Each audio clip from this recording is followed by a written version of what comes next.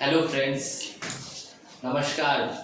मैं डॉक्टर देवाशीष मुखर्जी आज मैं आपके समक्ष डिप्रेशन के बारे में डिस्कस करने जा रहा हूँ। For a period of 3.5 years on the topic schizophrenia. मैंने सिजोफ्रेनिया के ऊपर एक रिसर्च हुआ था, उसमें मैंने 3.5 साल सेंट्रल इंस्टीट्यूट ऑफ साइकेट्री में as a senior research fellow मैंने वर्क किया। And during that period there was another research on depression, so I had an exposure on depression, schizophrenia and other psychiatric diseases and their scope in homeopathic treatment. I am grateful to Dr. Janardhan Nair and all the faculties of Central Institute of Psychiatry. Dr. Janardhan Nair during our time was assistant director at Central Council for Research in Homeopathy. At present he is principal at National Homeopathic Mental Institute in Kerala. So let us begin. चलिए आज मैं depression के बारे में discuss करने जा रहा हूँ। चलिए आज मैं शुरू करता हूँ।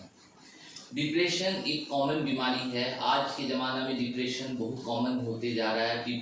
Large number of people are suffering from depression आज के ज़माना में। So what is depression? Depression में क्या होता है? What are the symptoms, cardinal symptoms of depression? किसको देख के आप डिप्रेशन को डायग्नोज कीजिएगा? सबसे पहले depressed mood, loss of interest and enjoyment. उसके बाद है reduced energy and decreased activity. सबसे पहला क्या है? Depressed mood. पेशेंट जो होगा उनका मूड, उनका मन बहुत दुखी होगा। पेशेंट बहुत उदास होगा, बात बात पे रोने लगेगा या उसको रोने का इच्छा होने पर भी वो रो नहीं पाएगा। सेकेंड है loss of interest and enjoyment. इसको हम लोग एनहीडोनिया भी कहते हैं। लॉस ऑफ इंटरेस्ट, कोई आदमी है जिसे बहुत ज़्यादा न्यूज़पेपर पढ़ने में इंटरेस्ट है।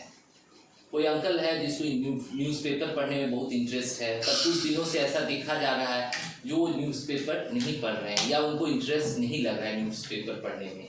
कोई लड़का है जिसे क्रिकेट खेलने में बहुत ज़्यादा इंटरेस्ट है, पर ऐसे देखा जा रहा है जो उसे इंटरेस्ट क्रिकेट खेलने में नहीं हो पा रहा है।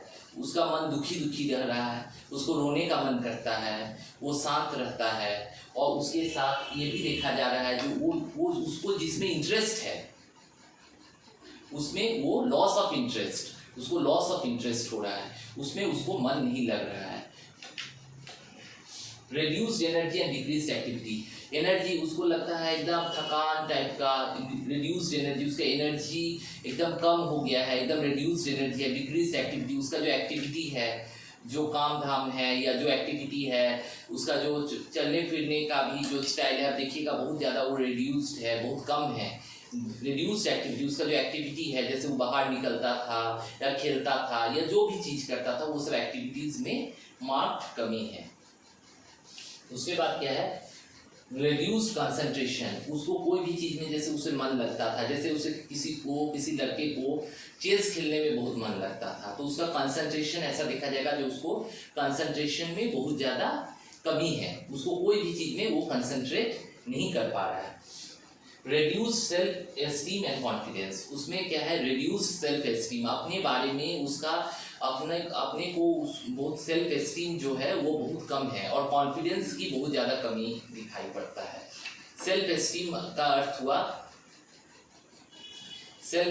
का अर्थ है जो उसको अपने बारे में उसे बहुत वर्थलेस फील होता है। उसे लगता है जो मैं कोई काम का नहीं हूँ, मैं वर्थलेस हूँ। अपने बारे में नेगेटिव थॉट्स आना, इस टाइप का रिड्यूस्ड सेल्फ एस्टीम, अपने को बेकार समझना।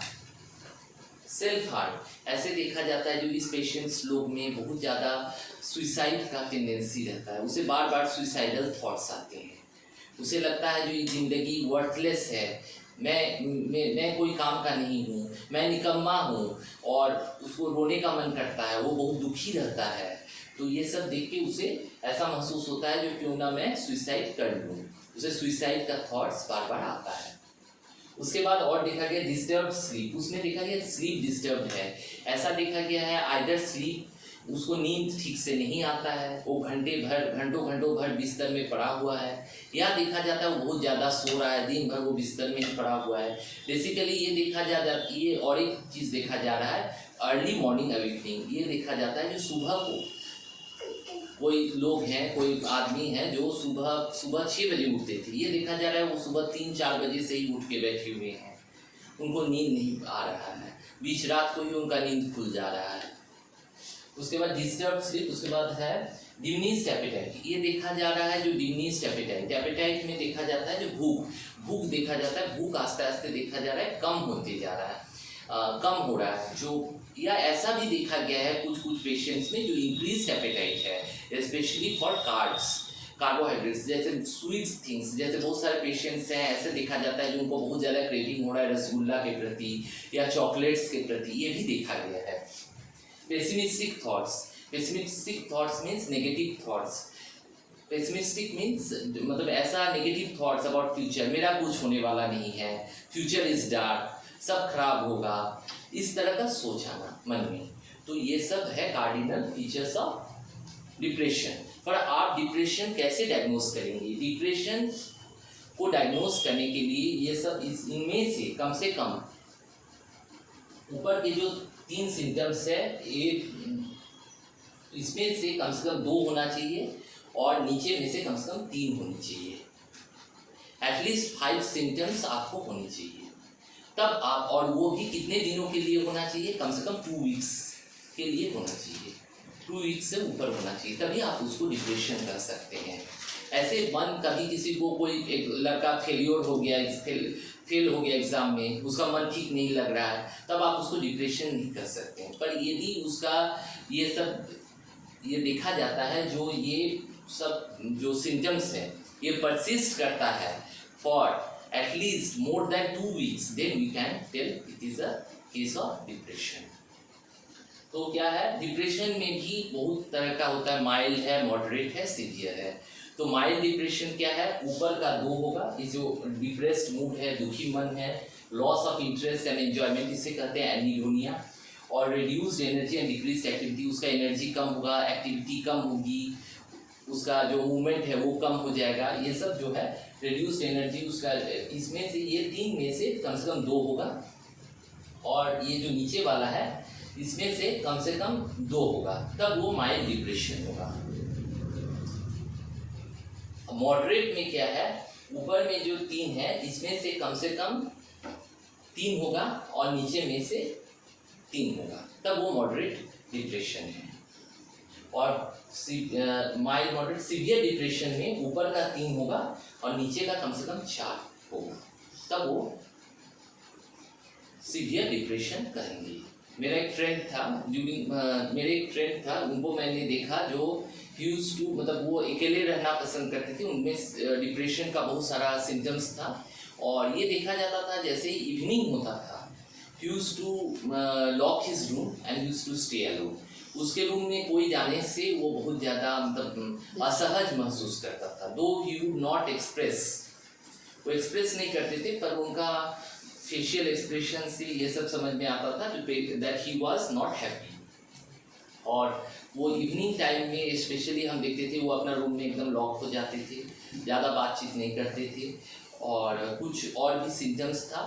तो ये सब के बेसिस पे मैंने लाइकोपोडियम प्रिस्क्राइब किया and the patient is alright. तो इसमें क्या है, मार्क्ड एग्रावेशन, इवनिंग एग्रावेशन पाया गया, डिज़ायर फॉर स्वीट्स था वो पाया गया।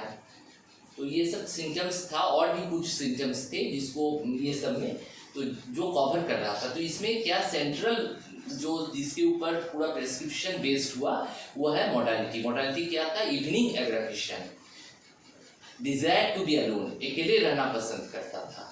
तो ये सब लाइकोपोडियम का सिम्टम्स था। तो on that basis lycopodium was selected. Next medicine which could be used in depression वो है नैट्रम्यूर। नैट्रम्यूर में जनरली देखा जाता है सुबह के टाइम में पेशेंट बहुत ज़्यादा दुखी रहता है, और उसमें नैट्रम्यूर में और सारे सिम्टम्स हैं, बहुत सारे डिसअपॉइंटेड लव, जैसे किसी के साथ किसी को लव अफेयर है, अचानक उनमें से किसी का डेथ हो जाता है, या वो किसी और से शादी कर लेता है, या कुछ और इसी टाइप का होता है। तो उसमें देखा जाता है पेशेंट डिप्रेशन में चला जाता है।